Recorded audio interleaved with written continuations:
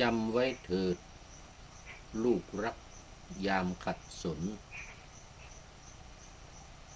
เงิน100 ดลมีค่ามหาศาล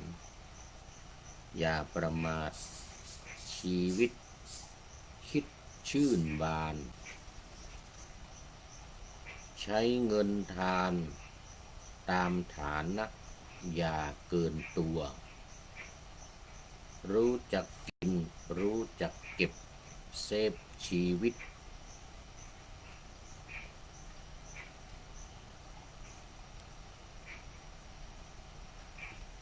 จงช่วยทิศทางเดินไม่หมองมั่วไม่ลำบากยากแค้นแสนระรัวคำแม่ทั่วสอนใจให้จดจำขอถวายความนอบน้อมแด่พระรัตนตรัยมีพระพุทธเจ้าเป็นต้นขอถวายความเคารพพระมหาเถระพระเถรานุเถระเจ้าคณะพระสังฆาธิการทั่วโลกมีพระเดชพระคุณพระธรรมเสนาบดีเจ้าคณะภาค7วัดพระธาตุดอยสุเทพเป็นต้นและขออำนวยพรแด่ท่านผู้ฟังท่านผู้ชมสาธุชนพุทธบริษัททั้งหลายวันนี้รายการพระไตรปิฎกลอยฟ้าก็ลอยมาจากวัดพระธาตุดอยสุเทพผ่านทาง Facebook ไลฟ์สวัยเทพบุญ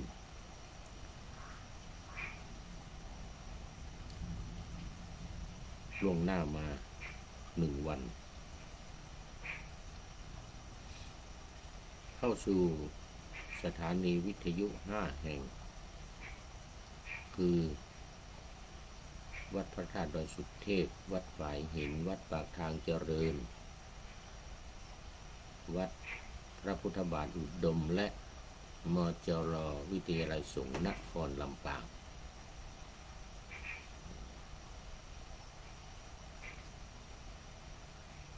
ตาม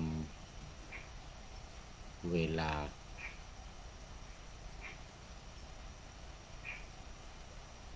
คือพระธาตุดอยสุเทพ5 ทุ่มถึงเที่ยงคืนและ4 สถานีหลัง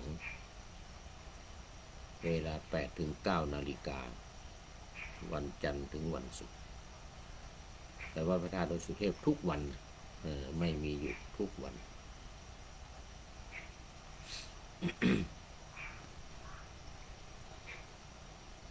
สำหรับวันนี้ก็ค่อนข้างดึกไปนิด จะ4 ทุ่ม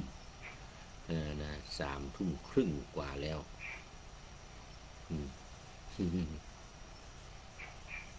คงจะมีแต่เขียดแต่ทีเนี้ย ลองอบแอบFC ทั้งหลายคงจะม้อยหลับกันไปแล้ว แต่ก็ไม่แน่อาจจะยังมีอยู่บ้าง ถ้ายังไม่หลับไม่นอนก็เข้ามาเป็นเพื่อนกันหน่อยเนอะ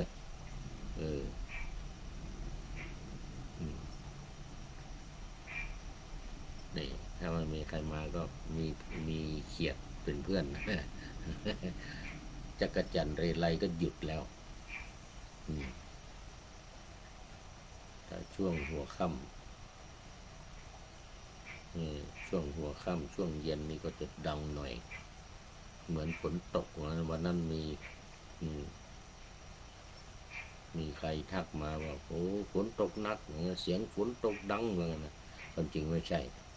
เป็นเสียงจักรจันทร์เรไรทั้งหลาย นกร้องคละเคล้ากันโอ้โหเสียงดังลั่นตอนนี้ดีเลยเงียบเลยละมีแต่เสียงเขียดเอามาใครเนาะจะเป็นปริโยจะเป็นอาทิ กัลยาณธรรมไม่เป็นไรว่าไปก่อนว่าให้เขียดฟังไปก่อน วันนี้ยังอยู่ในมงคลสูตรซึ่งเป็นเรื่องที่5แห่งพระไตรปิฎกเล่มที่25วันนี้มาหน้าที่เดี๋ยวหน้าที่เท่าไหร่หน้าที่7ยังอยู่หน้าที่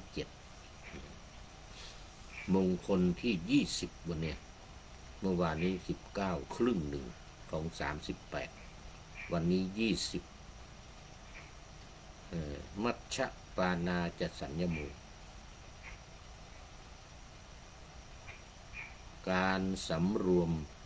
จากการดื่มของเมาของมึนเมาทั้งหลายใช้คำดีมากเป็นคำรวมของมึนเมาทั้งหลายก็มีสุราเมรัยยาเสพติดสารเสพติดทุกชนิดที่มันดื่มแล้วหรือสูบหรือเสพเป็นคำกลางเสพแล้วเนี่ยมันมึนเมามันทำให้ขาดสติหลงลืมเนี่ยมันทำให้สติขาดพลั้งพลาดหลงลืมไม่มีสติมันทำให้มึนเมามันเข้าไปบีบหัวใจนี่มันเข้าไปบีบหัวใจทำให้มึนเมาบางทีขึ้นสมองด้วยขึ้นสมองด้วยทำให้มึนชาไปหมดหนักแล้วหนักก็ไม่รู้เรื่องรู้ราวอะไร ไม่รู้เรื่องรู้ราวอะไรหลับตาปีแล้วมึนเมาเดินโซซัดโซเซแต่ถ้าเป็นพวกกัญชานี่ก็เห็นเขาว่าหัวเราะกันทั้งวันนี่นะอารมณ์แจ่มใสหัวเราะยิ้มแย้มแจ่มใสเมาด้วยนะมึนเมาแต่ว่าอารมณ์ดีนี่ยิ้มแย้มแจ่มใส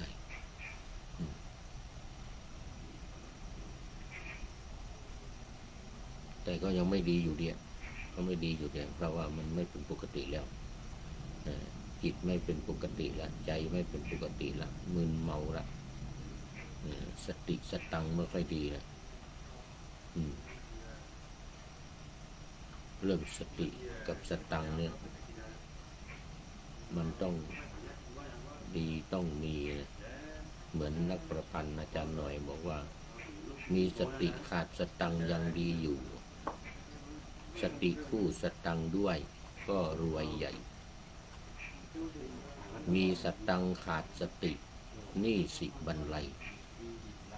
ทั้งสองไซไปด้วยกันสวรรค์เอ่ยว่างั้นนะเข้าท่าดีว่างั้นนะอาจารย์หน่อยอยู่โน่นวัดจตุรัสจังหวัดชัยภูมินู่นแต่ที่รู้จักกันนี้เพราะว่าท่านไป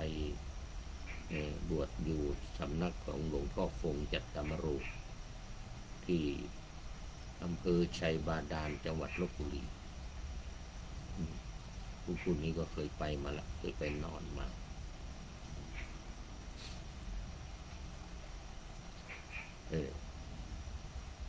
หลวงพ่อคงจัตตมโรนี่ทำสมาธิเก่งมากทำให้ออกกรรมนะกำหนดทองยุบนะกำหนดทองนี่แหละทองยุบไม่มีหนอนะเดินไปจากวัดมหาธาตุเหมือนเดียวกันนี่แหละที่เดียวกันแต่ว่าตัดหนอออกไม่มีหนอกำหนดแต่พองยุบพองยุบพองยุบมีอะไรกำหนดนี้เสร็จแล้วกรรมเกิดขึ้นมันจิตเป็นสมาธิดีกรรมเก่าจะออกมา กรรมเก่าออกมาก็จะแสดงออกทางกายทางวาจาแสดงออกทางกายทางวาจาที่เคยเล่าให้ฟังนะแต่ผู้พูดนี่ไม่ออกกรรมไม่ออก ไปนั่งทำสมัยนั้นอยู่ที่อินเดียพระเดชพระคุณหลวงพ่อคงจัตตมโรเนี่ยยังไม่มรณภาพไปอินเดีย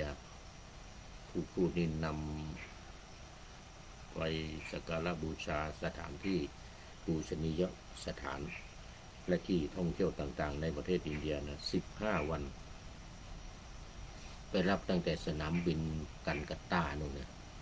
เมืองกันโกลกัตตาเนาะแล้วก็ส่งกลับรู้สึกว่าจะเป็นที่เดนลีสนามบินเดนลีโอ้เดนลีเลยบอมเบย์15 วันทำสมาธิตลอดทุกวันแล้วก็ไม่ฉันข้าวอดข้าวทั้ง15 วันบูชาพระพุทธเจ้าดื่มแต่น้ำแต่มีอาหารที่เป็นน้ำนะอาหารที่เป็นน้ำนี่ได้ผลไม้ปั่นหรืออะไรต่างๆที่เป็นน้ำเนี่ยเป็นอาหารเป็นเหยื่อไม่ได้ไม่เอาไม่ฉันโอ้สุดยอดเลยเวลาทำสมาธินี่พองยุบนะ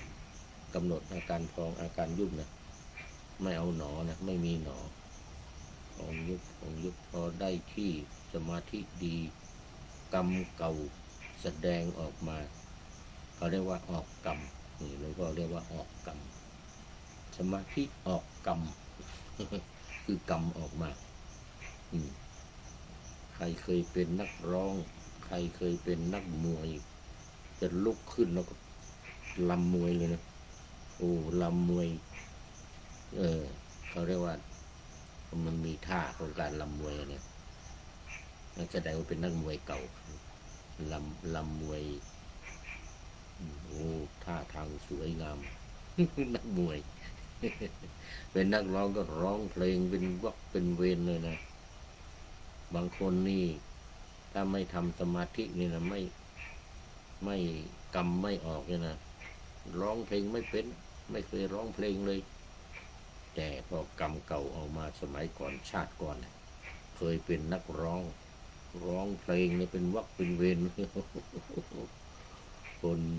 ที่อยู่ใกล้คนที่รู้จักคนที่เป็นพ่อเป็นแม่หรือเป็นญาติกันนี่นะบอกคนเนี้ยไม่เคยร้องเพลงเลยนะร้องเพลงก็ไม่เป็นนะเหมือนกับที่เราเหมือนกับที่ตอนไปสาวัตถีที่วัดไทยสาวัตถีนะ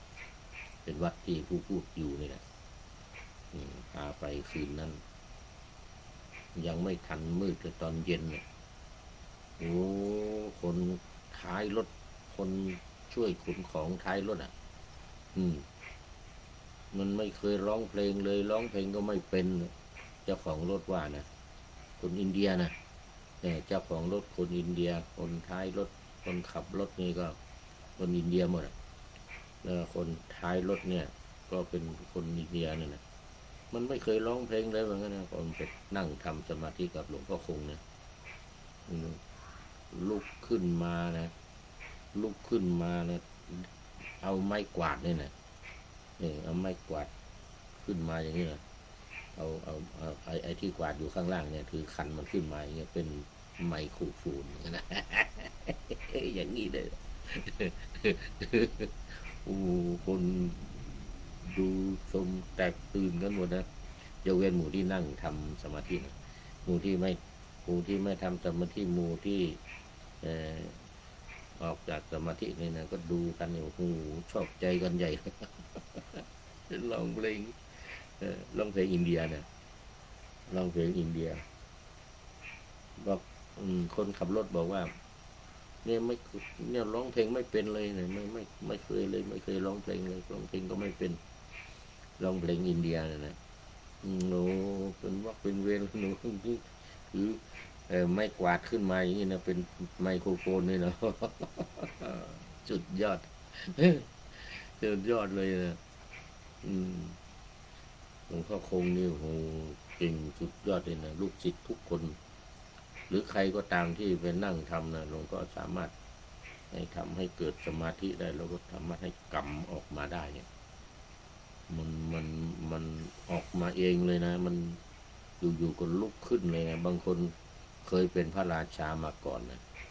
ชาติก่อนนู้นไม่รู้ชาติไหนนะเคยเป็นพระราชาพอสมาธิเข้าที่เข้าทางโอ้โหทำท่าทำทางเป็นพระราชาเนี่ย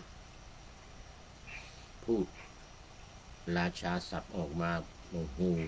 อย่างสุดยอดเลยอืมอืมโอ้โหเหมือนลิเกเลยอ่ะเออ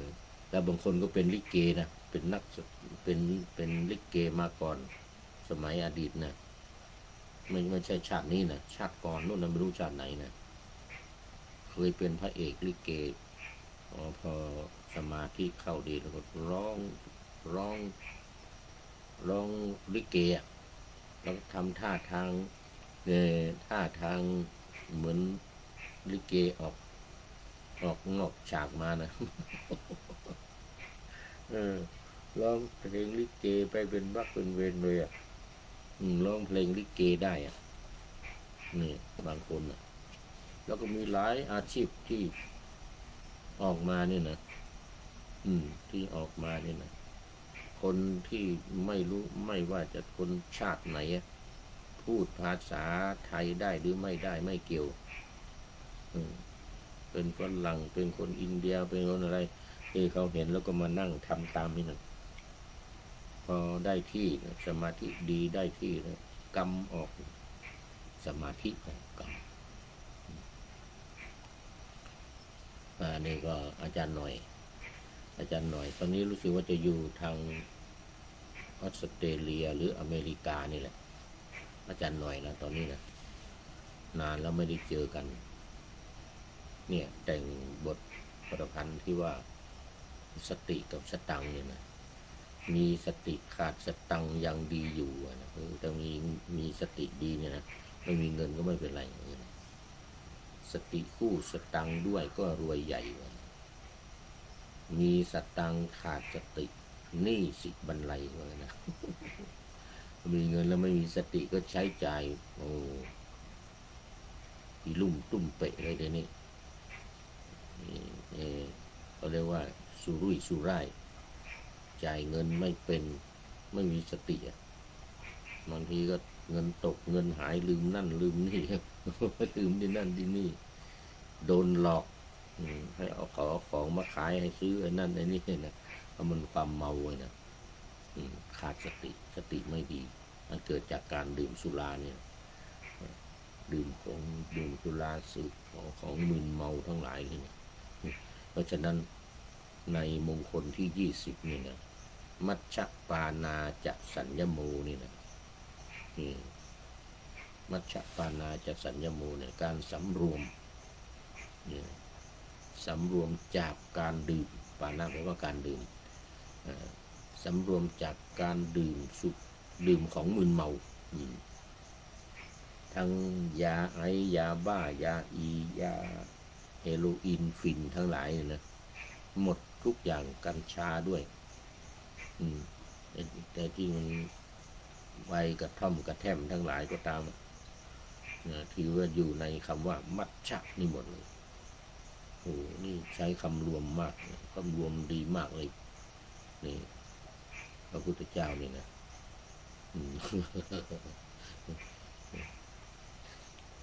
เป็นมงคลที่20มัชฌปานาจัดสัญญโมสำรวมจากการดื่มสุราดื่มของมึนเมาขอไปสำรวมจากการดื่มของมึนเมานี่ดื่มของมึนเมาการไม่เสพสุราและสิ่งเสพติดทุกชนิดซึ่ง ช่วยป้องกันโรคทางกายรักษาศีลข้อ5และเสริมสร้างชีวิตให้มีความสุขเสริมสร้างชีวิตให้มีความสุขเพราะอะไรเพราะว่าไม่มึนเมาไม่มึนไม่เมาไม่ขาดสติมีสติดีประโยชน์ของการงดดื่ม1สุขภาพดีขึ้นถ้างดนะหมายถึงอันนี้หมายถึงว่าคนที่ดื่มสุรานะคนที่ดื่มสุราคนที่เสพสิ่งเสพติดทั้งหลายเนี่ยโอ้จะมึนเมาจะร่างกายผอมไม่ค่อยกินข้าวไม่ค่อยกินข้าวกินน้ำอะไรก็มึนเมานี่ไงไม่รู้เรื่องรู้ราวนะไม่กินข้าวไม่กินน้ำไม่กินเราจะเสียสุขภาพร่างกายเสียเพราะฉะนั้นถ้างดพอเป็นสัมมะเลเทเมาดื่มเหล้าเมายาพอหยุดนะก็จะทำให้สุขภาพดีขึ้นเลยลดไขมันสะสมในตับโอ้โหสุดยอดเลยและห่างไกลจากโรคร้ายเช่นมะเร็งนี่มันจะเกิดจากการสูบบุหรี่นะโดยเฉพาะมะเร็งตับนี่นะพวกที่สูบบุหรี่จัดแล้วก็สุราก็เหมือนกันทำให้เกิดโรคภัยไข้เจ็บต่างๆโรคหืดโรคหอบอะไรโรคต่างๆที่เกิดจากการเสพติดสิ่งเสพติดทั้งหลายเนี่ยโดยเฉพาะโรคหืดโรคหอบโรคอะไรต่างๆที่เกิดกับปอดโรคปอดโรคปอดสุขภาพก็จะดีขึ้นเพราะฉะนั้นมันจึงมีศูนย์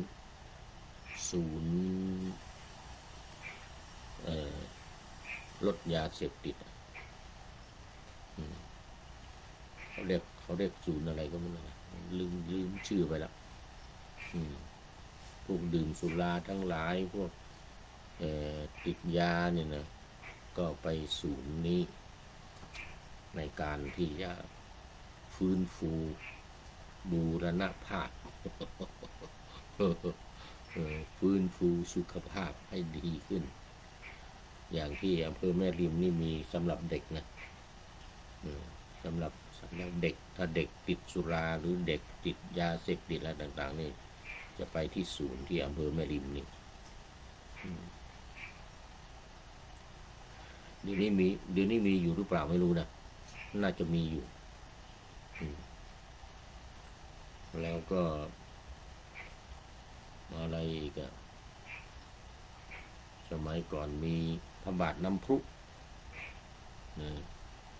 พระบาทน้ำพุโน่นจังหวัดสระบุรีนะโอ้แล้วก็ศูนย์ยาเสพติดเนี่ยมีหลายที่ทั่วประเทศไทยนี่นะบำบัดเขาเรียกศูนย์บำบัดการเสพติดทั้งสุรายาเมาทั้งหลายนี่ยาม้ายาบ้ายาอียาเลิฟยาอะไรต่างๆนี่มีศูนย์บำบัดเพราะบางคนเสพจนติดไงมันก็ละไม่ได้เลิกไม่ได้ต้องไปศูนย์นี้ก็จะมียามีวิธีให้เลิกเนี่ยบางคนนี่เลิกถ้าเลิกนี่มันลากออกมาเป็นเลือดเลยนะแต่ว่าถ้าไปที่ศูนย์เขาจะมียาบำบัดสุขภาพก็จะดีขึ้นห่างไกลจากโรคร้ายว่างั้นนะคราวนี้2มีสติครบถ้วนโอ้นี่แน่นอนมีสติครบถ้วนไม่ขาดสติและลดความทำผิดศีลธรรมก็คือศีลข้อ5สุราเมรยมัชฌะปมาทัฏฐานาเวรมณีเนี่ยนะเราจะเว้นจากการดื่มสุราและเมรัยเนี่ยนะและของเมาทั้งหลาย ถ้าแปลอย่างนี้แปลว่าเว้นจากการดื่มเสพของมึนเมามีสุราและเมรัยเป็นต้นสุราเมรยะมัชฌะปะมาทัฏฐานาประมาทานก็คือประมาทอันเป็นเหตุให้เกิดความประมาทประมาท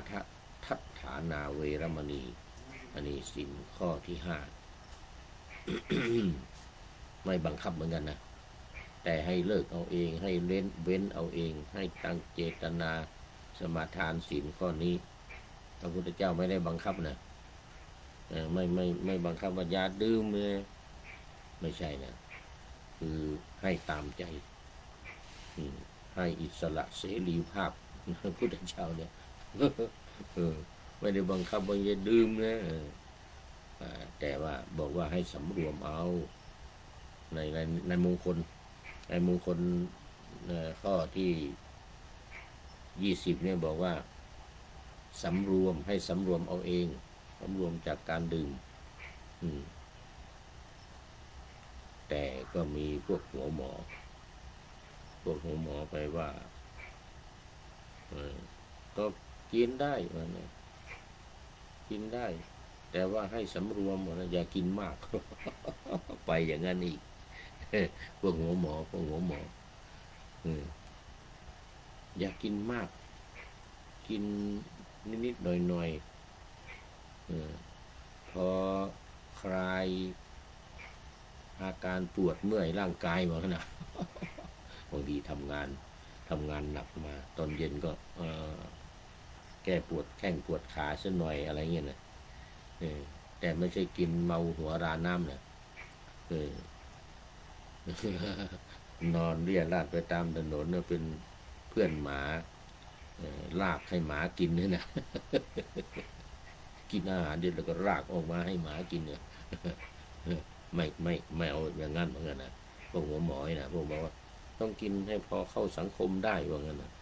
สังคมเขากินกันเราก็ต้องกินตามเขากินนิดๆหน่อยๆพอสลึมสลือ ไม่ใช่ให้เมาจนนี่คนไปต้องสำรวมอย่างนี้ว่างั้นนะในความหมายของคำว่าปามัชฌปานาจะสัญญโมเนี่ยคำว่าสัญญโมในสำรวมนี่นะตีความหมายไปอย่างนั้นความจริงไม่ใช่สำรวมนี่คือการงดเลยสำรวมจากการดื่มเลยไม่ดื่มเลยอันนี้คือสำรวมตัวเองจากการดื่มเหมือนกับเวรมณีอะไรเวรมณีเขาเว้นจากการดื่มเลยเวรมณีเว้นเลยนะเวระเนี่ยงดเว้นเลยถ้าไม่งั้นมันก็ไม่ชื่อว่าเป็นงดเว้นดิแม้นิดหน่อยสติมันก็ขาดสติขาดการพูดนี่จะเป็นคนกล้านะคำว่าสุรานี่แปลว่ากล้านะสุระแปลว่ากล้านะเพราะว่าพอเมามาแล้วก็กล้าพูดอย่างนั้นอย่างนี้พูดดีบางคนพูดธรรมะเป็นพุ่งเป็นแควนะพูดธรรมะถ้าจะว่าไปนะอันนี้ก็ไม่ได้สนับสนุนนะสุนทรภู่นักกวีเอกของประเทศไทยเนี่ยนะนักกวีเอกถ้าไม่ดื่มแต่งไม่ได้ว่างั้น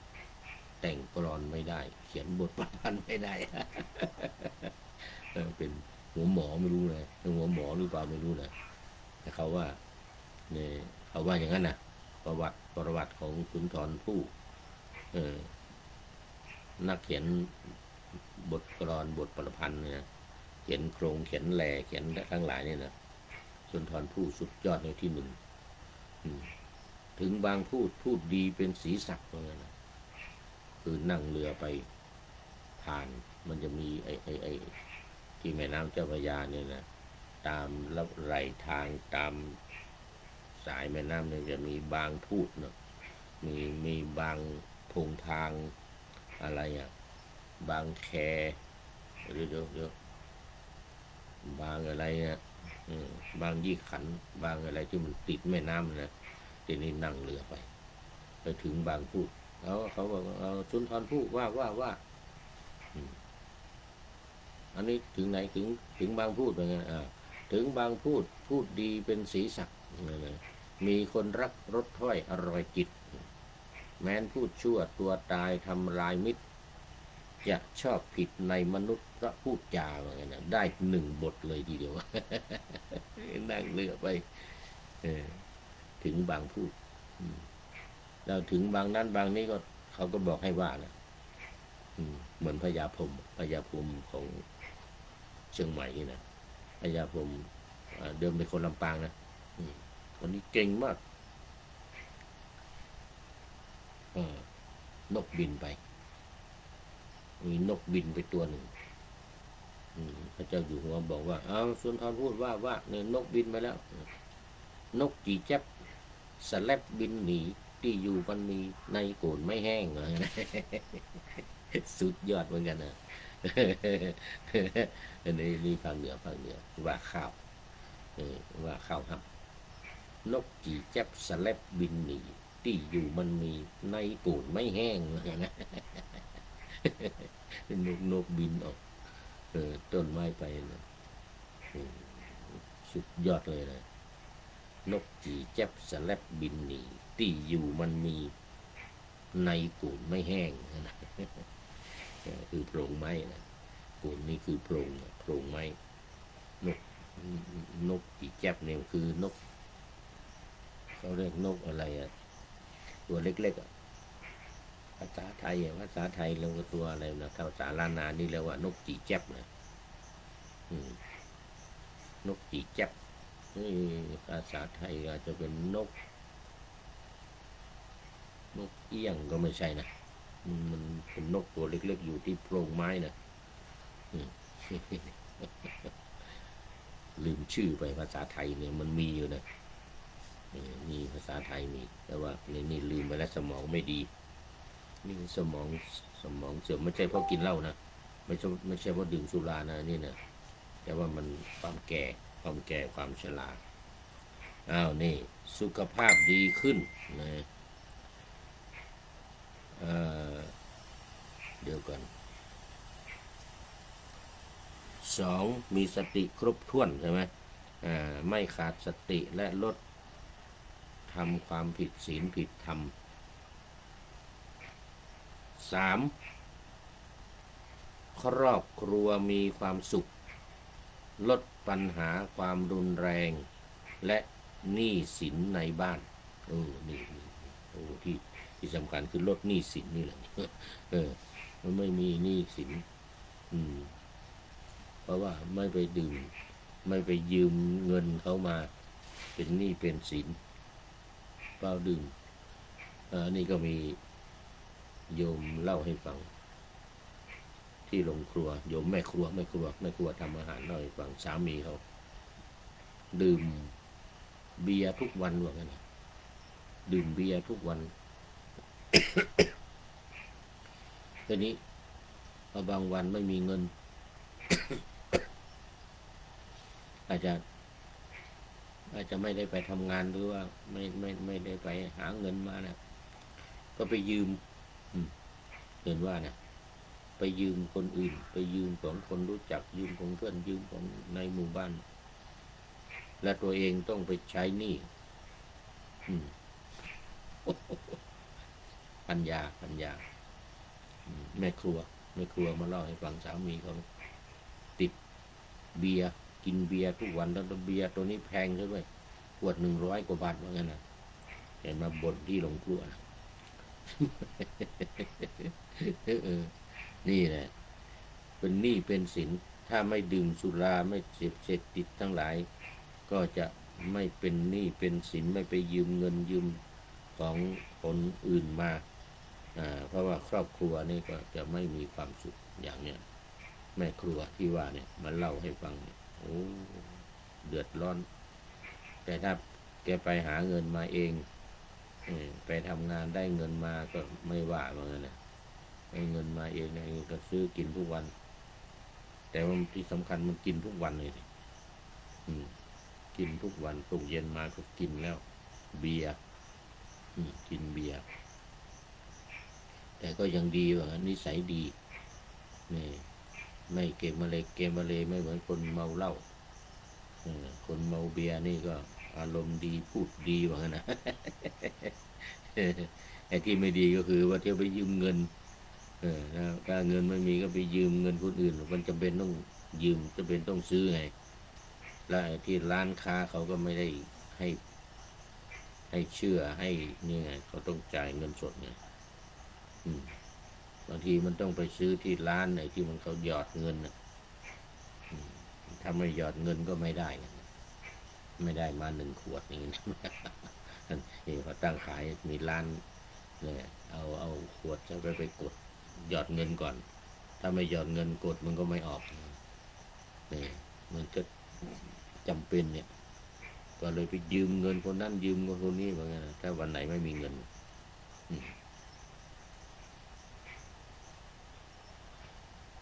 ตัวเองก็บางทีก็มาขอเงินของตัวเองเหมือนกันแล้วบางทีตัวเองก็ไม่มีเงินเหมือนกันเงินยังไม่ออกเงินเดือนยังไม่ออกเอาเลยที่ไปยืมมันสิเนี่ย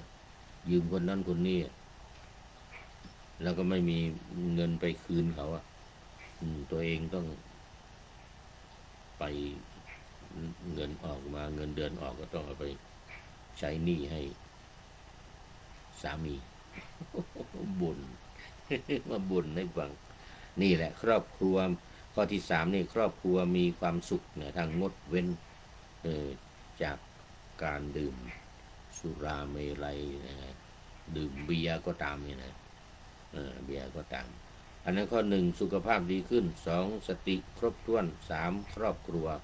มีความสุขนี่ครอบครัวก็มีความสุขทีนี้มาดูธรรมะออนไลน์บ้างบอกว่าพระธรรมเทศนาพุทธสาวิสัชนาบทความเรื่องของการปฏิบัติธรรมไม่เสพสุราและเมรัยในมงคลที่20สำรวมจากการดื่มโอ้โหมีการ์ตูนด้วยมงคลที่20นี่นะบอกว่าอย่างนี้ไม้ขีดเพียงก้านเดียวเอาเผาผลาญเมืองทั้งเมืองได้มอดไหม้ไปได้ฉันใดน้ำเมาเพียงเล็กน้อยก็อาจทำลายทุกสิ่งทุกอย่างของเราได้ฉันนั้นเองโอ้เดี๋ยวเทียบกับเหมือนกับไม้ขีดเลยนะโอ้เดี๋ยวต้องดูเวลาไม้ขีดเพียงก้านเดียวอาจเผาผลาญเมืองทั้งเมืองได้มอดไหม้ไปได้ฉันไหนคือไม่ขีดจุดแบบเผาเมืองไปได้ทั้งเมืองเนี่ยเผาบ้านเผาเมืองได้น้ำเมาเพียงเล็กน้อยก็เหมือนกันอาจทำลายทุกสิ่งทุกอย่างของเราได้ฉันนั้นเหมือนกันคือมันดื่มเล็กน้อยแล้วก็มันเมาแล้วก็เพิ่มเรื่อยๆเพิ่มเรื่อยๆเนี่ยโดยสมมติเนี่ยดื่มเบียร์แล้วไม่มีเงินก็ต้องไปยืมเงินคนนั้นคนนี้อย่างว่าเนี่ยอย่างที่เล่าให้ฟังเนี่ยสำรวมจากการดื่มน้ำเมาหมายถึงโดยทั่วไปหมายถึงเหล้าแต่ในที่นี้หมายถึงของมึนเมาให้โทษทุกชนิดนะไม่ว่าจะเป็นน้ำหรือแห้งรวมทั้งสิ่งเสพติดทุกชนิดยาทั้งหลายอย่างว่านี่แม้แต่ยาเขาเรียกอะไรเขาเรียกป๊อปปิ้นสมัยก่อนนี่นะยาให้ขยันนะยาขยันนะเวลากินแล้วขยันทำงานนะดื่มในที่นี้หมายถึงการทำให้ซึมซาบเข้าไปในร่างกายไม่ว่าจะโดยวิธีดื่มสูดดมอัดหรือนัดฉีดก็ตามหรือ นัดก็นัดเข้าจมูกอย่านัดแต่ที่เขามีกล้องอย่างเงี้ยกล้องนี้เป่าทางปากเนี่ยพุ่งเข้าจมูกเขาเรียกว่านัดยานัดสูบฉีดก็ตามนะสำรวมนี่หมายถึงระมัดระวังในยะหนึ่งและเว้นขาดในอีกในยะหนึ่งระมัดระวังแล้วก็เว้นขาดนี่เหตุที่ใช้คำว่าสำรวมนะพระพุทธศาสนาเป็นศาสนาประเภทมีเหตุผลบางศาสนาเห็นโทษของเหล้าเห็นโทษของแอลกอฮอล์เพราะฉะนั้นนอกจากห้ามดื่มแล้วเอามาทาแผลก็ไม่ได้จับต้องก็ไม่ได้คนตายแล้วเอาแอลกอฮอล์มาเอาแอลกอฮอล์มาเชิดเลยมาเช็ดมาล้างศพก็ไม่ได้ถือเป็นของบาปนี่บางศาสนานะบางศาสนานี่ถือว่าตายนี่จะเอาแอลกอฮอล์มาเอาน้ำเหล้ามาเอาแอลกอฮอล์ที่มันของมึนเมาเนี่ยมาเช็ดมาถูไม่ได้ถือว่าเป็นบาปอันนี้ก็มีในบางศาสนาเพราะในแต่ในพระพุทธศาสนาพระสัมมาสัมพุทธเจ้าไม่ได้ห้ามเหมารวมหมดทั้งนั้นไม่ได้ห้ามเหมารวมนะเพราะทรงเห็นว่าเหล้าหรือสิ่งเสพติดแม้จะมีโทษมหันต์แต่ในบางกรณีก็อาจนำมาใช้ประโยชน์ในทางการแพทย์ได้เช่นมอร์ฟีนใช้ฉีดระงับความเจ็บปวดหรือยาบางอย่างต้องอาศัยเหล้าสกัดเอาด้วยยาออกเอาตัวยาออกมาเพื่อใช้รักษาโรคคือเอาเหล้าเพียงเล็กน้อย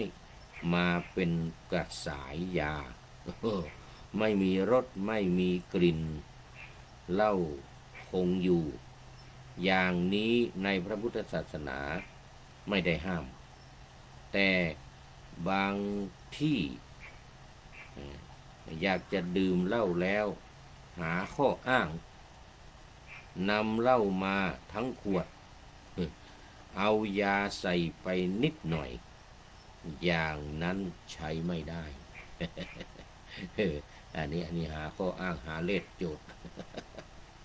เอาเหล้ามาเป็นขวดแล้วเอายาเขาเรียกว่ายาดองเหล้านะยาดองเหล้าตราเสือ11 ตัวว่าใส่ก็ไปหน่อยพอให้เห็นว่าเอายาใส่ว่าไงแล้วก็ดื่มว่าไงแต่ถือว่าดื่มเป็นยาว่าไงนี่พวกหัวหมอพวกหัวหมออย่างนี้ไม่ได้เรื่องไม่ถูกอย่างนี้ใช่ไม่ได้พุทธศาสนาไม่อนุญาตในการแอบอ้างในการคนจริงอยากจะเมานะนี่เรื่องมันอยากจะเมานี่มันแอบอ้างอย่างนี้มันไม่ได้นะนี่โดยสรุปสำรวมจากการดื่มน้ำเมาจึงหมายถึงการระมัดระวังเมื่อต้องใช้สิ่งเสพติดทั้งหลายในการรักษาโรคและเว้นขาดจากการเสพสิ่งเสพติดให้โทษทุกชนิดไม่ว่าโดยวิธีใดก็ตามมันจึงในเมืองไทยเนี่ยมันจึงมีบางคนเลยนะ แล้วว่าเป็นบางคนก็แล้วกันแนะนำไม่ใช่แนะนำเอากัญชามาปลูกกัญชาปลูกกัญชาเดี๋ยวนี้ได้ทราบข่าวว่าบางทีเดี๋ยวนี้ได้ทราบข่าวว่าเป็นนายกด้วยนะนายกรัฐมนตรีก็อ้างว่าเป็นยาให้ปลูกในบ้านแล้วมีออกกฎหมายมาว่าไม่เกินเท่านั้นต้นเท่านี้ต้นอะไรเท่านั้นเนี่ยนะให้จำกัดไม่ให้ปลูกมากไม่ให้ปลูกมาก โดยบอกว่ามันเป็นยามันเป็นยาเอามาใช้ทำยาก็เลยออกกฎหมายเลยทีนี้ออกกฎหมายให้ปลูกกัญชาได้โดยอ้างอย่างนี้แหละอ้างเหตุว่ามันเป็นยาเนี่ยมันเป็นยาก็เลยให้ปลูกกัญชากันทั่วประเทศเลยทีนี้ทุกบ้านบ้านละ5 ต้น10 ต้นอะไรยังไงเนี่ยนะไม่ให้เกินนั้นจำนวนนั้นเท่านั้นเท่านี้อะไรเงี้ยนะปรากฏว่า ปีที่มีอยู่ปีหนึ่งไปเมืองพัทยาวางขายกันเต็มถนนเลยวางขายกันเต็มถนนเลยกัญชานี่แหละพวกไม่ได้เอาพวกไม่ได้ทำเป็นยาเลยสิทีเนี้ยไม่ได้ทำเป็นยาแต่เอาไปขายสูบมึนเมากันเด็กๆเนี่ยเด็กวัยรุ่นวัยรุ่นนี่ก็เมากันเป็นกลุ่มเป็นกลุ่มเป็นกลุ่มเลยไปที่เมืองพัทยานะที่ชลบุรีนะเมืองพัทยาปีนั้นไปนอนวัดชัยมงคลไปนอนวัดชัยมงคลโอ้ไม่เห็นว่ากับตาเลยตอนเช้าไปบิณฑบาตพวกเมากัญชายังไม่สั่งพวกเมากัญชายังไม่สั่งพวกวัยรุ่นนะเพราะว่าพวกเมากัญชานี่มันอารมณ์ดีนะมันอารมณ์ดีนะไม่ทะเลาะเบาะแว้งกันไม่ต่อยตีอะไรกันไม่มีฆ่าฟันรันแทงไม่มีพวกเมากัญชานี่หน้าตายิ้มแย้มแจ่มใสหัวเราะกันโอ้สนุกสนานพวกเมากัญชาพวกฝรั่งมันจึงนิยมไงพวกฝรั่งมาเมืองไทยนี่ที่อำเภอปายนี่ที่อำเภอปายจังหวัดแม่ฮ่องสอนนี่นะโอ้เป็นดงกัญชาเลยที่อำเภอปายเนี่ยพวกฝรั่งมาชอบดื่มกัญชากันไปเช่าบ้านอยู่ตามกระท่อมปลายนาเมากัญชากันพวกฝรั่งมานี่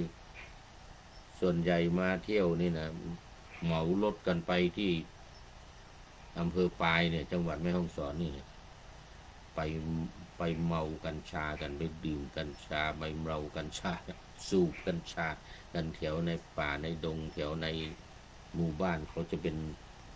ให้เช่าอยู่นะแล้วก็ขายกัญชากันเนี่ยเพราะว่าพระพุทธศาสนาก็เป็นกลางนะคือมันเอามาใช้ประโยชน์เป็นยามันก็มีโดยเฉพาะยาชาเนี่ยเวลาจะผ่าตัดหรือเราจะทำอะไรเนี่ยนะผ่าตัดไส้เลื่อนแต่อย่างผู้พูดนี้สมัยผ่าตัดไส้เลื่อนนะเอาดมเขามียาให้ดมเขาไม่ได้ให้เราดมหรอกแต่เขามาใส่จมูกเป็นอย่างเงี้ยมาครอบจมูกเราก็นอนอยู่เฉยๆน่ะก่อนจะผ่าตัดเนี่ยก่อนจะผ่าตัดพอไม่ให้เจ็บเราก็เอาน่าจะเป็นกัญชานี่แหละมั้งไม่รู้อ่ะเราก็ไม่รู้สึกตัวไปเลยไม่รู้สึกตัวไปเลยตอนนั้นเป็นสามเณรใหม่ๆอายุสัก13-14นี่แหละ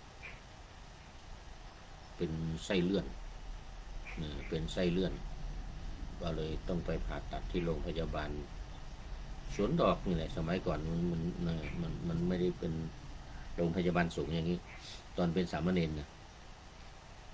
พ่อก็พามาผ่าตัดไส้เลื่อนลง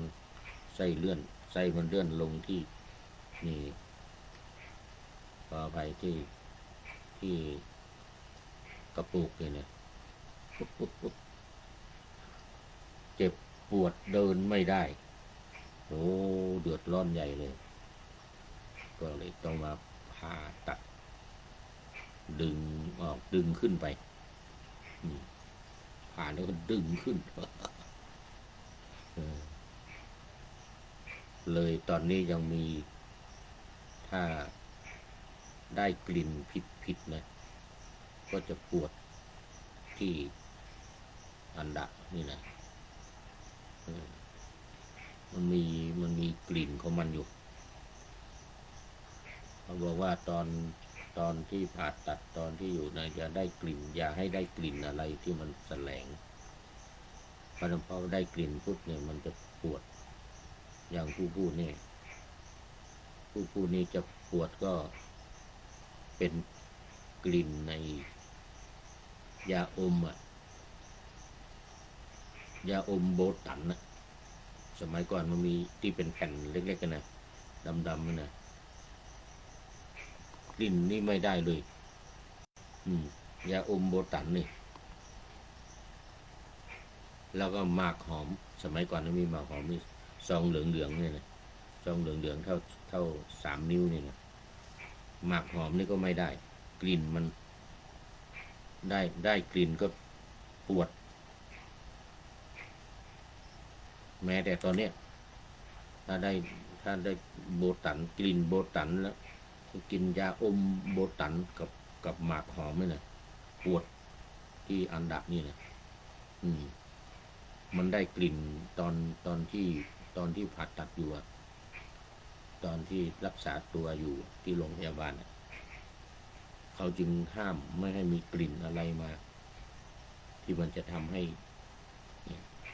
ตอนนั้นรู้สึกว่ามันโบตันนี่รู้สึกจะอมนะปวดปวดมากเลยอ้าวอันนี้คือเรื่องของสิ่งเสพติดโอ้ตอนนี้ขอต้อนรับนี่ยังมีปริโยสานกัลยาณธรรมิกาโมทนาขอต้อนรับแม่จันสมคุณโยมจันสมน้อมกราบสาธุค่าเหมือนกันโอ้ยังไม่หลับแล้วนี่โอ้นี่จะ4 ทุ่มครึ่ง4 ทุ่มจะครึ่งแล้วเหลือเวลาอีกนิดหน่อยเข้ามาสุดท้ายเลยเป็นปริโยสานกัลยาณธรรมิกาผู้มีธรรมอันงามในที่สุดแล้ววันนี้ผู้มีธรรมอันงามในที่สุดในจันสมวันนี้พูดถึงเรื่องของการเสพติดมงคลที่20การเว้นจากการเสพติดสิ่งมึนเมาทั้งหลายมีสุรายาเมาเป็นต้นโอ้โมทนากับคุณโยมจันสมจากเชียงใหม่แล้วนี่แหละคุณยังดิ้งโอ้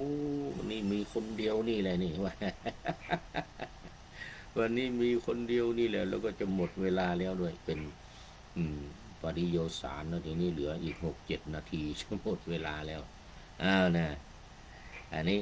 โทษบ้างโทษของการดื่มน้ำเมาพระสัมมาสัมพุทธเจ้าทรงสรุปโทษของการดื่มสุราไว้6 ประการ อันนี้มีในที่หิปฏิบัติเลยนะ 1. ทำให้เสียทรัพย์เพราะไหนจะต้องซื้อเหล้ามาดื่มเองไหนจะต้องเลี้ยงเพื่อนงานการก็ไม่ได้ทำดังนี้แม้เป็นมหาเศรษฐีถ้าติดเหล้าก็อาจ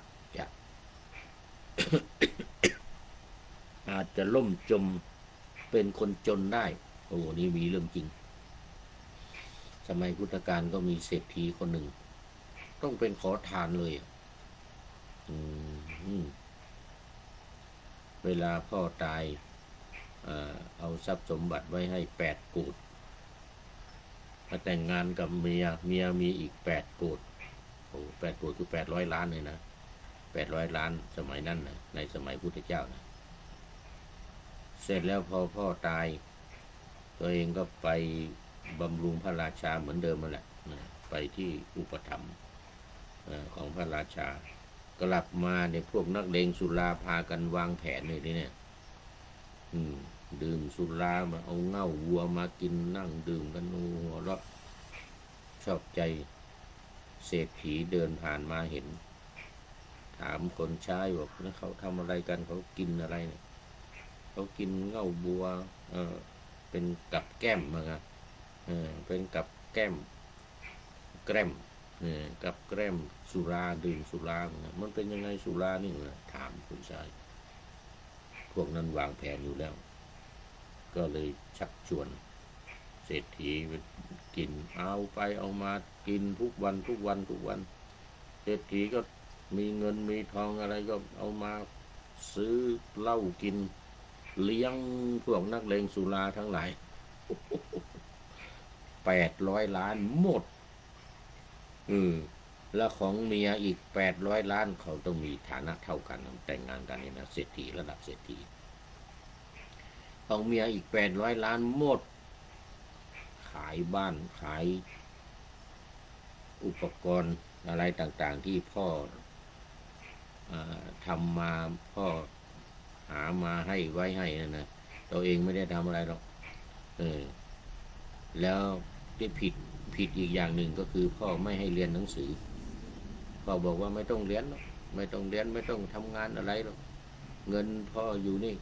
8 โกฏคือ800 ล้าน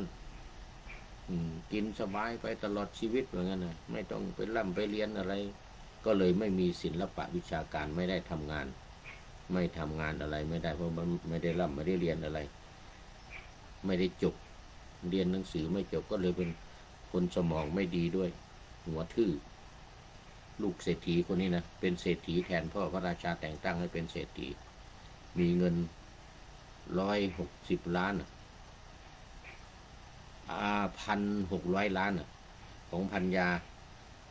าอีก8 โกฏ800 ล้านของตัวเอง800 ล้านพระราชาตั้งให้เป็นมหาเศรษฐี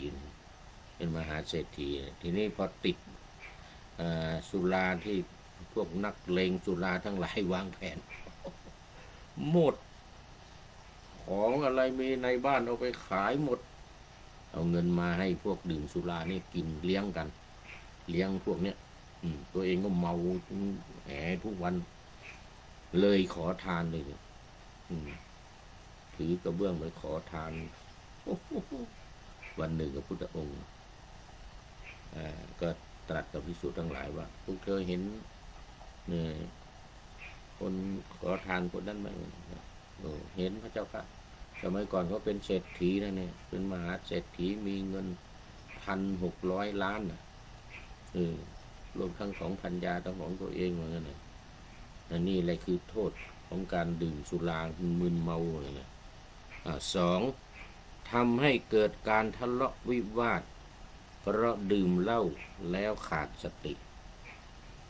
ไม่สามารถควบคุมตนเองได้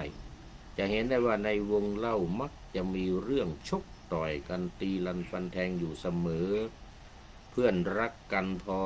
เหล้าเข้าปากประเดี๋ยวก็ทะเลาะกันฆ่ากันเสียแล้ว4. ทำให้เสียชื่อเสียงเพราะไม่ทำสิ่งที่ดีทำแต่สิ่งที่ไม่ดีใครรู้ใครเห็นเข้าไอ้คนที่เมานี่ก็เขาจะดูถูกเหยียดหยามไม่มีศักดิ์ศรีไม่มีใครไว้วางใจ 5. ทำให้แสดงอุจจาระขาดความละอายพอเมาแล้วอะไรที่ไม่กล้าทำก็ทำได้จะนอนจะอยู่จะนอนข้างถนนเอะอะโวยวายจะถอดเสื้อผ้าในที่สาธารณะปล่อยอวัยวะเพศให้คนดูสารพัดทำได้เพราะขาดสติไม่มีสติ 6. ทำให้สติปัญญาเสื่อมถอยพอเมาเหล้าจะคิดอะไรก็คิดไม่ออกอ่านหนังสือก็ไม่ถูกพูดจาวกวนพอดื่มหนักๆเข้าก็อีกหน่อยก็กลายเป็นคนหลงลืมปัญญาเสื่อมเอาละวันนี้ครบทั้งโทษ ถ้าคุณก็มีบ้างนิดหน่อยนะ